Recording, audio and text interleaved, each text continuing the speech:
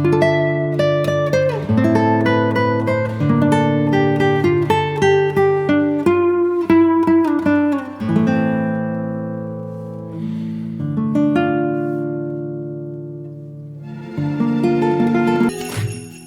Everyone, welcome to my channel Ruchita versus globe.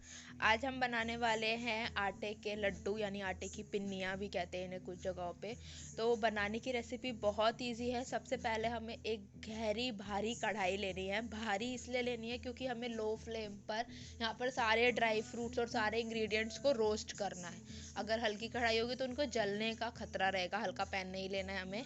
मैंने यहाँ पर ये लोहे की कढ़ाई ली है। सबसे पहले हमें क्या करना है, कढ़ाई में घी डालना है, 1-2 चम्मच। हम थोड़ा थोड़ा करके ही घी ऐड करेंगे हमारे ड्राई फ्रूट्स को रोस्ट करने के लिए। तो सबसे पहले हम क्या करेंगे कि एक कढ़ाई लेंगे, लो फ्लेम पर उसे रखना है, पूरा टाइम लो मीडियम फ्लेम पे ही रखना है। और उसमें हम क्या करेंगे, घी डालेंगे। और मैंने यहाँ पे आधा कप के करीब काजू लिए हैं, उन्हें रोस्ट कर लेंगे। उन्हें रोस्ट करने के बाद सेम कढ़ाई हमें यूज़ करनी है। घी हमेशा लेफ्ट ओवर कुछ ना कुछ रह ही जाता है। तो जो बचा हुआ घी है उसके अंदर मैंने यहाँ पर डाले हैं मगज या फिर खरबूजे के बीज जिसे हम कहते हैं। उनको भी लो फ्लेम पर हम हिलाते चलाते रहेंगे और भूनते रहेंगे। याद रखना है कि आपको कंटिन्यूसली चलाना है। आप उन्हें एक जगह नहीं छोड़ सकते हैं, क्योंकि अगर आप कंटिन्यूसली नहीं चलाएंगे तो जल जाएंगे ड्राई फ्रूट्स। मगज भूनने के बाद मैंने इसी कढ़ाई में, सेम कढ़ाई में, घी हमारा थोड़ा सा बच गया, उसी में हम क्या करेंगे, हमारे आधा कप के करीब बादाम भी डाल देंगे। बादाम को भी हमें लो फ्लेम पर धीरे धीरे भूनना है, ऐसे चलाते हुए। बादाम में क्या होता है कि ना ये फटने लग जाते हैं, ज़्यादा सिक जाते हैं तो क्रैक्स आ जाते हैं इसमें, और कई बार ये बाहर भी निकल जाते हैं। तो आपको बिल्कुल लो फ्लेम पे ध्यान रखते हुए इन्हें कंटिन्यूसली चलाना है ध्यान से। डार्क ब्राउन कलर इनका हो जाएगा और उसके बाद हम इन्हें एक प्लेट में निकाल लेंगे। मैं सारे ड्राई फ्रूट्स को एक मिक्स प्लेट में ही निकाल रही हूँ, अलग अलग निकालने की ज़रूरत नहीं है, क्योंकि बाद में हमें मिक्स ही करना है। तो आप चाहे तो अलग अलग निकाल सकते हैं या एक ही प्लेट में आप इन्हें निकाल सकते हैं। बादाम के बाद यहाँ पर मैंने आधा कप के करीब चिरौंजी ली है। उन्हें भी स्लो फ्लेम पर सेम कढ़ाई में हम भून लेंगे, थोड़े से घी में ही। कंटिन्यूसली इन्हें भी हमें चलाना है और भूनना है हल्की हल्की आंच पे, अच्छे से इनको गोल्डन ब्राउन करने तक। हम ये सारे ड्राई फ्रूट्स इसलिए भून रहे हैं, एक तो इससे ये क्रंची हो जाएंगे, इनका टेस्ट बढ़ जाएगा भूनने से देसी घी में। साथ ही साथ इनमें कोई मॉइस्चर नहीं बचेगा। अगर मॉइस्चर नहीं बचेगा तो ये हमारे लड्डू जो है ये ज़्यादा टाइम तक चलेंगे, वो ख़राब नहीं होंगे। अब हम इसमें थोड़ा और घी डालेंगे। अगर हमारी कढ़ाई में घी ख़त्म हो गया है तो हम यहाँ पर भूनेंगे गोंद का तीरा। ये बहुत मोस्ट इंग्रेडिएंट है, मतलब इम्पोर्टेंट वाला। इसे आप नहीं स्किप कर सकते, ये आपको भूनना ही है। 1-2 चम्मच इसके लिए घी चाहिए आपको। आधा कप के करीब गोंद का तीरा है ये। इसे भी कंटिन्यूसली चलाते चलाते हमें भूनना है। जब आप इसे कंटिन्यूसली चलाएंगे तो देखिए, जैसे इसका इनिशियली जो कलर था वो पिंकिश कलर था और ये ऐसे क्रिस्टल जैसा था। जब आप इसे भूनेंगे तो ये इसके क्रिस्टल्स जो हैं वो मोटे मोटे हो जाएंगे और वाइट कलर के हो जाएंगे, फूल जाएंगे। तो आपको इसे भी भूनना है अच्छे से। जब तक सारे एक बराबर नहीं भुन जाते हैं, गोल गोल नहीं हो जाते हैं, वाइट कलर के नहीं हो जाते हैं, तब तक आप इसे कंटिन्यूसली भूनते रहोगे। साइज भी इसका डबल हो जाएगा, बहुत क्रंची से क्रिस्पी से हो जाएंगे। और इनको हम अलग प्लेट में निकाल लेंगे, क्योंकि इनको जब कूटेंगे तो ड्राई फ्रूट्स और इनको कूटने में फ़र्क होता है।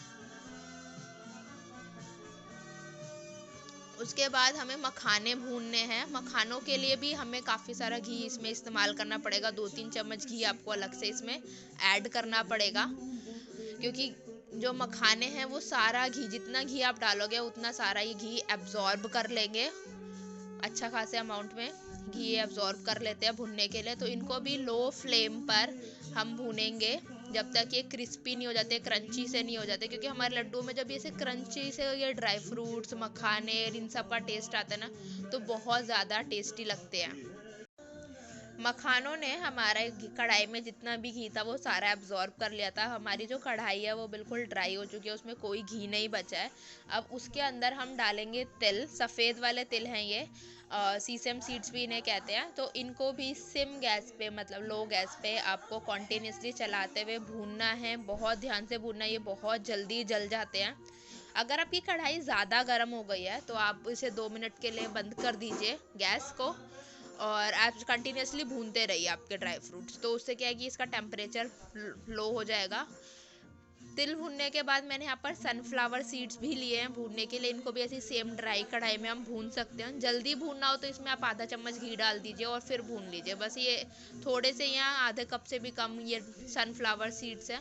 आप कोई से भी चॉइस के ड्राई फ्रूट्स यहाँ पर यूज़ कर सकते हैं। जैसे मैंने यहाँ पे सनफ्लावर सीड्स लिए हैं। इसके अलावा भी अगर आपको जैसे पम्पकिन सीड्स लेने हैं या कोई और ड्राई फ्रूट लेना है, आप उसे भी ऐसी सेम रोस्ट करके आप ऐड कर सकते हैं। इसके बाद सेम कढ़ाई में मैं थोड़ी सी देर के लिए ये किशमिश को भी हल्का हल्का सा बस भून रही हूँ, जिससे कि इनका भी जो मॉइस्चर है वो ख़त्म हो जाए। और बस थोड़ी सी देर के लिए 2 मिनट के लिए इन्हें भूनना है और किशमिश को भी निकाल लेना है। उसके बाद ये मेरे पास करीब एक बड़ा नारियल था सूखा हुआ, इसको भी मैंने ग्रेट कर लिया, कद्दूकस कर लिया है। और इसको भी सेम कढ़ाई में मैं कुछ मिनटों के लिए, मतलब इसमें कलर वगैरह तो नहीं चेंज करना है, बस इसको हल्का सा कुछ मिनटों के लिए भून लेना है, ताकि इसमें भी जो भी मॉइस्चर लेफ्ट है वो बिल्कुल ख़त्म हो जाए। आपको कंटिन्यूसली चलाते हुए इसे भूनना है और बहुत अच्छी खुशबू आएगी नारियल की जब आप इसे भूनोगे। तो जब अच्छे से तेज़ सी खुशबू आने लग जाए तो मतलब समझ लीजिएगा कि आपका नारियल भून गया और आप इसको कढ़ाई में से निकाल लीजिएगा। सारे ड्राई फ्रूट्स हम इसी तरीके से भून लेंगे, सब कुछ भून लेंगे जो भी हमारे पास इसमें हमें ऐड करना है। हमारी गोंद का तीरा, तिल, नारियल, काजू, बादाम, किशमिश, मखाने, तिल, sunflower seeds, pumpkin seeds, flax seeds, तरबूजे के बीज, जो भी आपके पास ड्राई फ्रूट हैं जो आप अपने फ्लेवर के अकॉर्डिंग डालना चाहते हैं, वो सब कुछ आपको भून लेना है। उसके बाद भूनने के बाद आपको क्या करना है, आटे को भी भूनना है। बट आटे को भूनने से पहले आपको उसे छानना है अच्छे से। नॉर्मल साइज़ की छन्नी में आप आटे को छान लीजिए। 1 किलो के करीब मैंने यहाँ पर आटा लिया है, तो आपको उसे थोड़ा थोड़ा करके छान लेना है।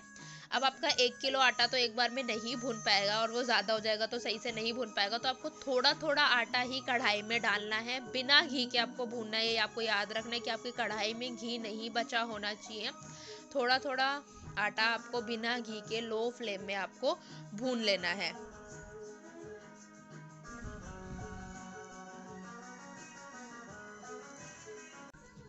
आटा जब भुनने लगेगा तो इसमें बहुत अच्छी खुशबू आने लगेगी, आपको पता चल जाएगा जब आटे की खुशबू आएगी तो। और ये हल्का हल्का ब्राउन होने लग जाएगा, बहुत ही कलर जो है इसका बहुत अच्छे से चेंज होने लग जाएगा। अगर आप कंटिन्यूस नहीं चलाएंगे तो ये एक बराबर कलर में नहीं आएगा, अच्छे से नहीं भुनेगा। तो आपको कंटिन्यूसली चलाते रहना है। और आप देखिए ये गोल्डन ब्राउन कलर का बेस से इसका कलर चेंज होना शुरू होएगा, धीरे धीरे नीचे से ब्राउन कलर आना लगेगा। तो आपको कंटिन्यूसली चलाना है ताकि वो ब्राउन हो जाए। देखिए आप कलर में डिफरेंस देख सकते हैं कि भुने हुए आटे का कलर कैसा है और बिना भुने हुए आटे का कलर कैसा है। तो आप समझ जाएंगे जब इस स्टेज पे आ जाए तो आपको आपका आटा भूनना बंद कर देना है।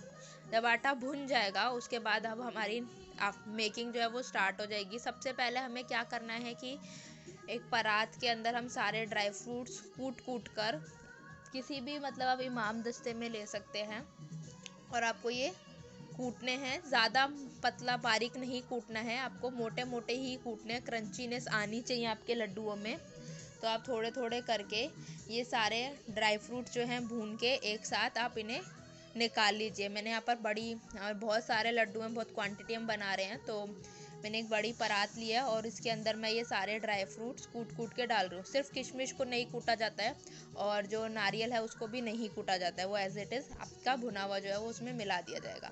उसके बाद एक परात में ही मैंने अपना आटा जो है वो भून के निकाला था। उसी परात में मैं डायरेक्टली उसके ऊपर हमारा जो बूरा है वो ऐसे छान लूँगी, क्योंकि बूरे में भी गांठें निकल आती हैं, तो वो हमें गांठें नहीं चाहिए, इसलिए मैं बूरे को भी छान के ही मिलाऊंगी। जितना मैंने आटा लिया था उतना ही बूरा भी लेना है। अब उसके बाद हमें क्या करना है कि ये बहुत ज़्यादा मटेरियल हो गया है, एक बार में नहीं बन पाएगा, इसलिए मैंने थोड़ा एक परात में ले लिया, थोड़ा दूसरी परात में ले लिया है। तो हम क्या करेंगे कि गरम गरम घी हमें इसमें ऐड करना है। बूरा, ड्राई फ्रूट्स और आटे को एक साथ मिक्स कर लेंगे ऐसे चमचे से चलाते हुए, और इसके अंदर अब हम घी लेके घी को भी गरम गरम घी जो है ऐसे चलाते हुए हम इसमें ऐड कर लेंगे। चमचे की मदद से हम चारों चीज़ों को, घी, बूरा, ड्राई फ्रूट्स, इन सबको ऐड कर लेंगे। ये याद रखना है कि हमें जो हमारे ड्राई फ्रूट्स हैं वो मिक्सी में नहीं करने हैं, हमें कूटने ही हैं, क्योंकि उनमें फिर वो कोर्सनेस नहीं आ पाएगी। और हमारा घी जो है वो भी गर्म होना चाहिए, मतलब इतना गर्म भी नहीं होना चाहिए कि हाथ जल जाए, बट हाँ गर्म होना चाहिए। अगर ठंडा घी होगा तो आपके लड्डू बंधेंगे नहीं, गोल गोल नहीं होंगे, वो गिरेंगे। तो हम क्या करेंगे, घी डाल के हम ऐसे ट्राई करेंगे कि अगर बाइंडिंग आ रही है। अगर नहीं आ रही होगी तो हम और घी ऐड करेंगे। मोस्टली इसमें उतना ही घी लग जाता है जितना आपका आटा होता है। तो अगर आपका 1 किलो आटा है तो 1 सवा किलो के करीब आपका घी लग जाएगा। जितनी अच्छी क्वालिटी का आपका घी होगा उतने ही ज़्यादा टेस्टी आपके लड्डू बनेंगे। तो आप इसका ध्यान रखिएगा कि आपको अच्छा क्वालिटी का ही घी इसमें यूज़ करना है। सर्दियों में एक कुछ टाइम के लिए हमें ये लड्डू खाने होते हैं तो हम अच्छा घी खा सकते हैं। इसमें कोई घी खाने से कोई कोलेस्ट्रॉल का आपको दिक्कत नहीं आएगी, आप खा सकते हैं। अगर आप चाहें तो इसके अंदर 1 चम्मच पिसी हुई सौंठ और 1 चम्मच अजवाइन, पिसी हुई अजवाइन अच्छे से ग्राइंड की हुई मिक्सी में, वो आप इसके अंदर ऐड कर सकते हैं इस मटेरियल में, और आप आपके सौंठ के लड्डू भी वो बन जाएंगे। 1 चम्मच करीब ही आप ऐड करेंगे तो उसी से इसका टेस्ट बढ़ जाएगा। और इतनी ही खानी होती है क्योंकि वो बहुत गर्म होती है, तो आप ज़्यादा क्वांटिटी में मत ऐड कीजिएगा अगर आपको करनी है ऐड। तो मैंने यहाँ पर नहीं करी है, बाकी आपकी चॉइस है, आप ऐड करना है तो नहीं। उसके बाद आपको ये लड्डू बनाने हैं अपने दोनों हाथों की मदद से। और ये देखिए कितने ज़्यादा बढ़िया ये लड्डू मेरे बन के तैयार हो गए हैं। और कितने सारे लड्डू मेरे बने, आप देखिए यहाँ पे मैंने 3 प्लेट भर के लड्डू बनाए हैं।